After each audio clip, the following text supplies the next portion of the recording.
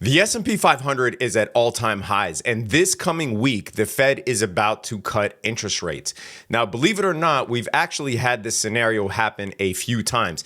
So what happens when the Fed cuts rates while the market is at an all-time high? Quad witching is also this coming Friday. So in this video, I'm going to give you everything that you need to know this week that affects you, your portfolio, and your money. And most importantly, we're going to go over some of my favorite trade setups that I see this week coming up. And towards the end of the video, I'll be sharing with you a live clip of us trading from our live trading session last Friday, because one of the most common questions I get is, what are the live trading sessions like? Let's get right into it. So the Fed is going to cut on September 17th. There is a 100% chance that the Fed cuts. It's just a matter of, do they cut by 25 basis points or 50 basis points? You could see the probabilities right there. Now, why is the Fed cutting? Well, last week we had another round of bad jobs data. Unemployment claims coming in much higher than expected. But if you take a look at the week prior, it was a week full of bad jobs data, from JOLTS job openings coming in less than expected, non-farm employment change coming in less than expected, unemployment claims much higher than expected. You get the picture. And as of right now, the Fed funds rate is 425 to 450 basis points, meaning 4.25 to 4.5%. Now, we've seen in the past where during bull markets, in hyper-growth cycles, even in a bubble forming like the internet bubble in the late 90s, as long as the Fed just starts to cut slowly, then the market should be fine. When the Fed has a reason to slam rates because of a recession, that is when we get into trouble. Let's dive into the data a bit further. Now, the important thing with this rate cut is the last time that the Fed cut rates was actually 10 months ago. And when the Fed waits in between rate cuts and does these tepid or these minor cuts as opposed to slamming rates to zero, the market actually ends up performing really well. Why is that? Well, because when the Fed is just cutting slowly and it looks like they're taking their time, what that signals to the market is that there isn't anything to panic about. When the Fed has to cut and they cut drastically, that's when we tend to see these effects where we enter a recession the minute that the Fed slams rates to zero, or sometimes the Fed slams rates to zero because we've entered a recession. It's kind of a chicken or the egg thing. But you can see here these gray bars are recessions. Now, one other thing that's important here is that a week ago, it was much higher chance that the Fed would cut by 50 basis points as opposed to 25. And here's where potential volatility comes. The reason that the chances of a 50 basis point cut have decreased is because inflation is still an issue. While PPI numbers last Wednesday surprised to the downside, coming in negative for both core as well as PPI month to month, CPI was a bit of a different story. The year-over-year CPI came in as expected at 2.9%. However, CPI month over month came in hotter than expected by 10 basis points. So when that CPI number came out, the 50 basis point rate cut went from an 11% probability to 3.5%. Additionally, what Jerome Powell says on September 17th is going to be really important.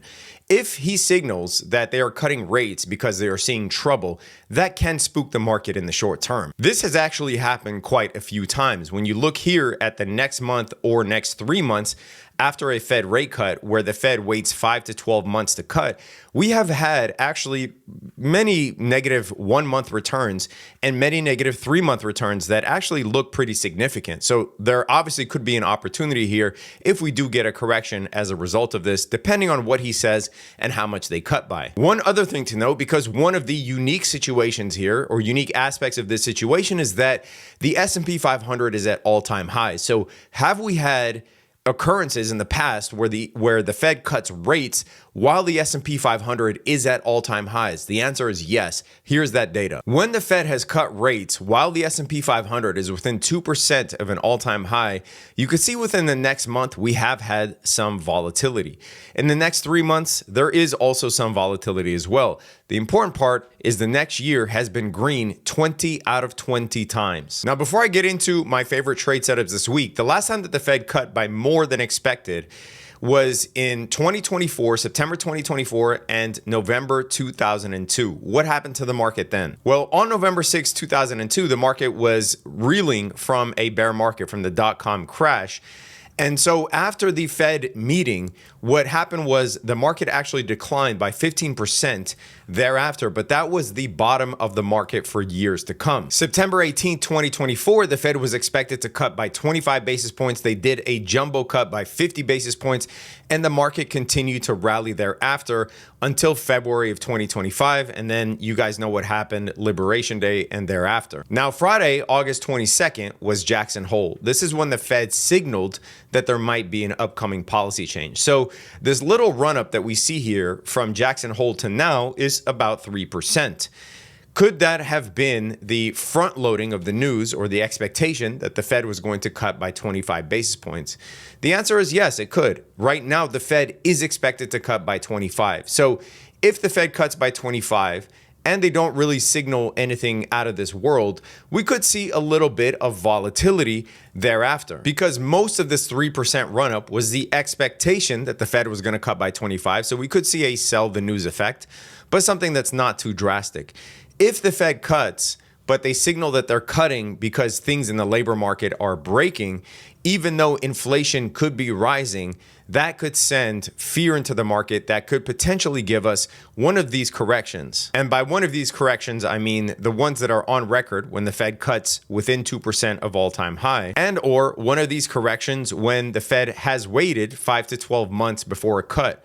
Both of these scenarios are in play right now. The Fed is cutting at all-time highs, and the Fed is cutting after waiting 5 to 12 months in between cuts. But in my opinion, any correction that we see as a result of this, and you probably should be hoping that it is a double-digit correction, because what happens the next year is typically extremely bullish. And no, I'm not a fool. I understand that the valuations that we are dealing with right now are insane. But I shared this with you guys, and I'm going to do a whole video on this. What happens when you buy stocks, or when you buy the stock, the S&P 500, at this current valuation? Your 10-year returns annualized are actually in between -2% and 2%, which is probably the reason why we have a record amount of money in money markets.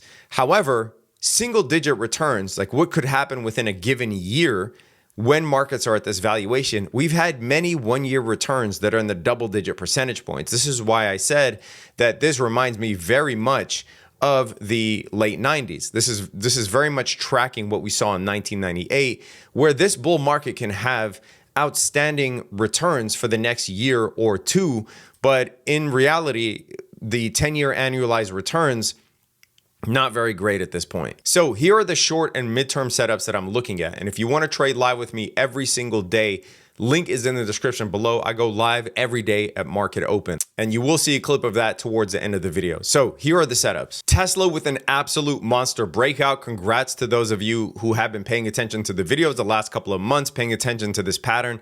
This, to me, above the 367 equal highs was inevitable. Now, Tesla is near 400, and I think it obviously gets to that 400 psychological level, but I think it even gets higher than that. I think Tesla will hit all-time highs by the end of the year, which is almost at $490. However, I would not chase Tesla here. I think that you need to wait for a little bit of a pullback, and hopefully it gives us a perfect setup, retesting these equal highs and this resistance level as support. Now, one thing to note about stocks is sometimes they give you a setup where it's surprisingly easy. I think everyone and their mother, unless their only goal was to ridicule me and ridicule this setup, I think everyone and their mother made money on Tesla, right? This was a clean setup. If you opened a textbook setup to a breakout out of a pennant, it would look like this. And sometimes stocks won't give you the obvious setup, but this idea that if it's too obvious, it will never work out, that's bullshit. Now, hopefully we do get some sort of pullback that allows us to long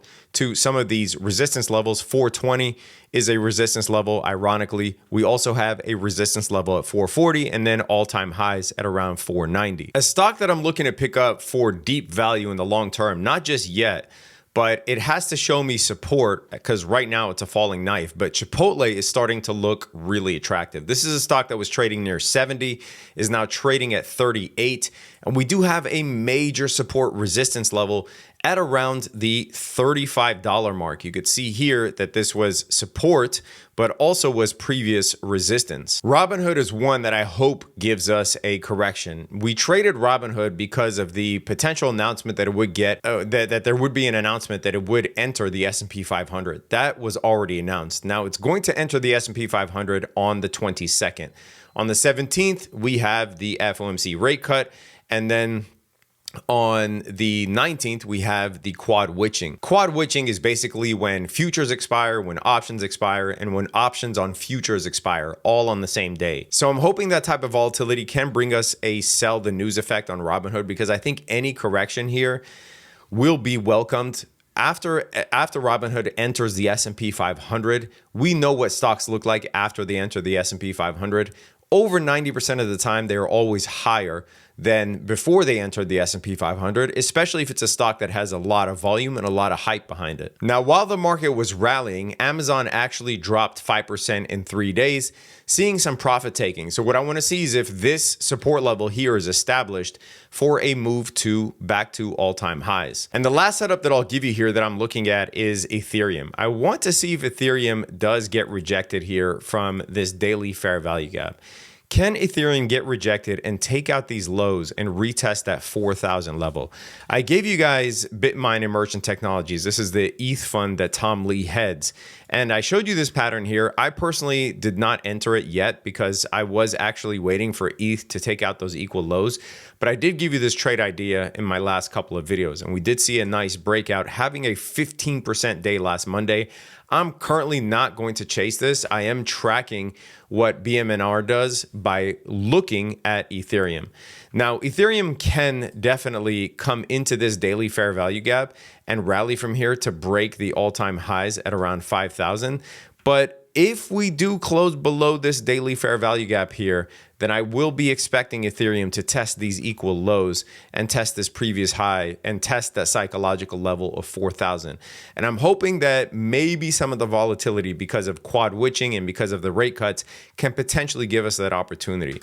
The point is, there is going to be a ton of opportunity in the market coming up in September and October. And if you are someone who trades, obviously you want volatility. If you are someone who is looking for prime swing trading setups, you want volatility.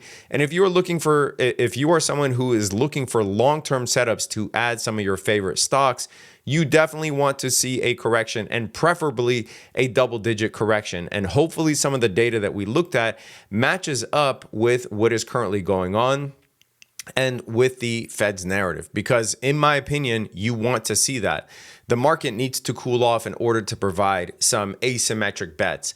Obviously, you can continue to long the highs and hope that it continues to break out. And if that floats your boat, awesome. But in my opinion, you definitely want to see some volatility and some form of pullback in order to enter these things more optimally. And that way you can manage your stops, because if you're wrong, you end up losing very little. And if you are right, it's an asymmetric bet where it pays you off big. And that's the position that we want to try to be in with every single trade that we take. If you want to trade live with me every single day at market open, link is in the description below. If you are only interested in long-term investing and long-term stock analysis, there is a tier for you as well.